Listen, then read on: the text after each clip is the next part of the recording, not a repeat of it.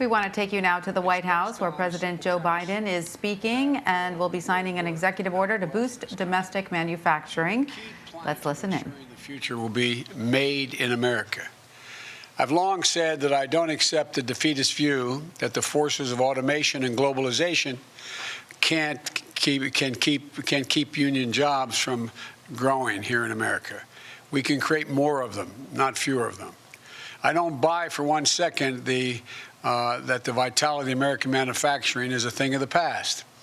American manufacturing was the arsenal of democracy in World War II, and it must be part of the engine of American prosperity now.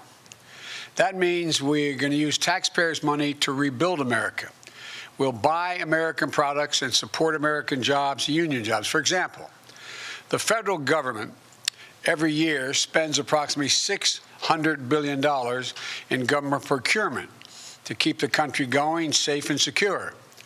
And there's a law that's been in the books for almost a century now to make sure that that money, when spent, taxpayers' dollars for procurement, is spent to support American jobs and American businesses. But the previous administration didn't take it seriously enough. Federal agencies waived the Buy American requirement without much pushback at all. Big corporations and special interests have long fought for loopholes to redirect American taxpayers' dollars to foreign companies for the products that are being made. The result, tens of billions of American taxpayers' dollars supporting foreign jobs and foreign industries. In 2018 alone, the department spent $3 billion, the Defense Department, on foreign construction contracts, leaving American steel and iron out in the cold. It spent nearly $300 million in foreign engines and on vehicles instead of buying American vehicles and engines from American companies, putting Americans to work. Under the previous administration, the federal government contract awarded directly to foreign companies went up 30%. That is going to change on our watch. Today, I'm taking the first steps in my larger Build Back Better recovery plan that invests in American workers, unions, and businesses up and down the supply chain. And I know that previous presidents entered office by promising to buy America and instituting the Buy American policy. But here's why this is different and not the same. I'll be signing an executive order in just a moment, tightening the existing Buy American policies and go further. We're setting clear directives and clear explanations. We're going to go to the core issue with a centralized, coordinated effort. Look, today, I'm creating a director of Made in America at the White House Office of Management and Budget, who will oversee our All of Government Made in America initiative. That starts with stopping federal agencies from waiving Buy American requirements with impunity, as has been going on. If an agency wants to issue a waiver to say we're not going to buy an American product as part of this project, we're going to buy a foreign product, they have to come to the White House and explain it to us. We're going to require that waivers be publicly posted. That is, someone was seeking a waiver to build this particular vehicle or facility, and it's going to buy the following foreign parts. That waiver, the request for it's going to be posted. Then we'll work with small American manufacturers and businesses to give them a shot to raise their hand and say, yeah, I can do that here in my shop, in my town. It's about, as you heard me say before, I used to have a friend who was a great athlete who said, you got to know how to know. These small businesses don't even know they can compete for making the product that is attempting to be waived and be able to be bought abroad. And I'm directing the Office of Management and Budget to review waivers to make sure they are only used in very limited circumstances. For example, when there's an overwhelming national security, humanitarian, or emergency need here in America. This hasn't happened before. It will happen now. Here's what else we're going to be doing.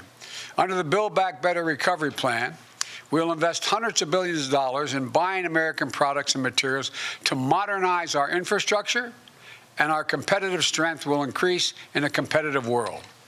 That means millions of good-paying jobs using American-made steel and technology to rebuild our roads, our bridges, our ports, and to make them more climate resilient, as well as make them able to move faster and cheaper and cleaner to transport American-made goods across the country and around the world, making us more competitive. It also means replenishing our stockpiles to enhance our national security. As this pandemic has made clear, we can never again be in a position where we have to rely on a foreign country that doesn't share our interest in order to protect our people during a national emergency. We need to make our own protective equipment, essential products and supplies. And we'll work with our allies to make sure they have resilient supply chains as well. We'll also make historic investments in research and development, hundreds of billions of dollars, to sharpen America's innovative edge in markets where global leadership is up for grabs. Markets like battery technology, artificial intelligence, biotechnology, clean energy. The federal government also owns an enormous fleet of vehicles, which we're going to replace with clean electric vehicles made right here in America by American workers, creating millions of jobs, 1 million auto worker jobs in clean energy and vehicles that are net zero emissions. And together, this will be the largest mobilization of public investment in procurement, infrastructure, and R&D since World War II. And with the executive order I'll be signing today, we'll increase Buy American requirements for these kinds of projects and improve the way we measure domestic content requirements. For example, right now, if you manufacture a vehicle for the federal government, you need to show that at least 50% of the components of that vehicle were made in America. But because of loopholes that have been expanded over time, you can count the least valuable possible parts as part of that 50% to say made in America, while the most valuable parts, the engines, the steel, the glass, are manufactured abroad.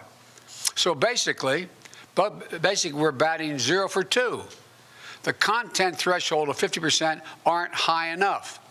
And the way we measure the content doesn't account for U.S. jobs and economic activity. We're going to change that as well.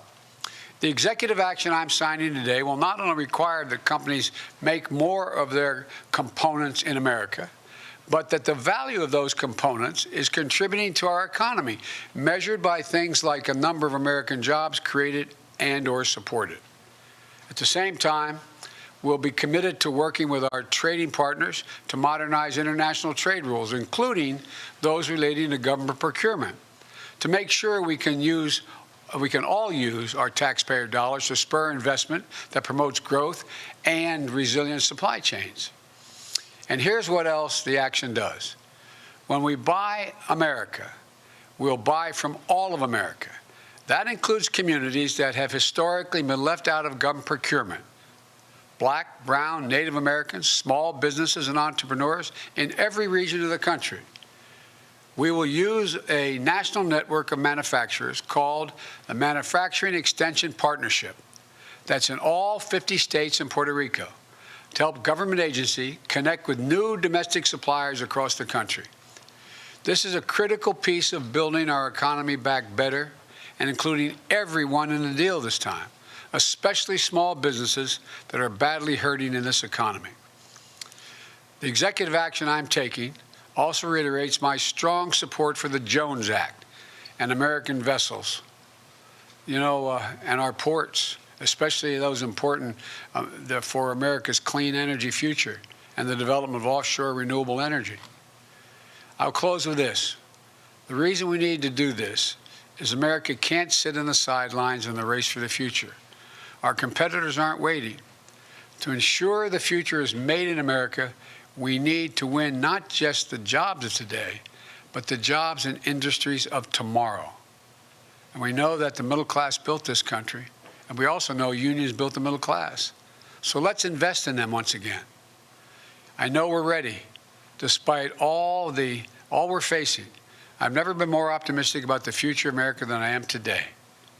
Given even just half a chance, the American people, the American workers, has never, ever let the country down. Imagine if we give them a full chance. That's what we're going to do.